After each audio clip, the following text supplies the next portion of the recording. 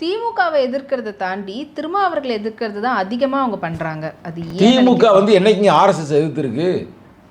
எந்த காலத்துலையும் ஆர்எஸ்எஸ் எதுக்க திமுகன்னு திமுகவாக இருக்கட்டும் அதிமுகவாக இருக்கட்டும் ஏன் காங்கிரஸாக கூட இருக்கட்டும். காங்கிரஸில் ராகுல் காந்தி எதிர்ப்பார், நல்லா கேட்டுங்க, தைரியமாக எதிர்ப்பார். ஆனால் காங்கிரஸ் கட்சி என்னைக்கு எதுக்காது. ஆனால் விடுதலை சிறுத்தையில் அப்படியே விடுதலை சிறுத்தையில் ஒவ்வொரு தொண்டனுமே ஆர்எஸ்எஸ் கும்பலை நாங்கள் எதிர்ப்போம். அதுக்கு ஒரே ஒரு வரலாறு சொல்லி நான் முடிச்சிடுறேன். என்னென்னா இவங்க ஆர்எஸ்எஸ்ஸை உருவாக்குனது இப்போ 2025 100 ஆண்டுகளுக்கு முன்னாடி உருவாக்குனாங்க. 1925 எங்கே உருவாக்குனாங்கன்னா நாக்பூரில். என்னைக்கு உருவாக்குனாங்கன்னா விஜயதசமி அன்னைக்கு கரெக்டாக. இது ஏன் உருவாக்குறாங்கன்னா அதுக்கு ஓராண்டுகளுக்கு முன்னால் 1924 நெட்டில் எடுத்து போட்டு பாருங்கள். அதில் புரட்சியர் அம்பேத்கர் அதே நாக்பூரில் அதே இடத்துல அதே விஜயதசமி அன்று எஸ்எஸ்டின்னு ஒன்று ஆரம்பிக்கிறார். சமதா சைனிக் தல், அதுக்கு பேர் எஸ்எஸ்டி, தமிழில் சமத்துவப்படை. அவர் எவ்வளோ அறிவாளின்னு பாருங்கள். அப்போ வயசு அவருக்கு 30 வயசு தான் இருக்கும், 30 வயசு குறைச்சி தான். அந்த வயசில் அவர் ஒரு படையை கட்டுறாரு. அந்த படையோட நோக்கமே பெண்களை பாதுகாப்பது, சிறுபான்மை மக்களை பாதுகாப்பது, அதே நேரத்தில் தலித்துகளை பாதுகாப்பது அப்படின்னு ஒரு படையை கட்டுறாரு.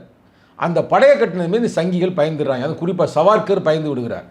பயந்த பிறகு தான் இவங்க ஒன்று ஆரம்பிக்கிறாங்க, ஆர்எஸ்எஸ் அப்படின்னு. டாக்டர் ஒரு நல்ல பேர்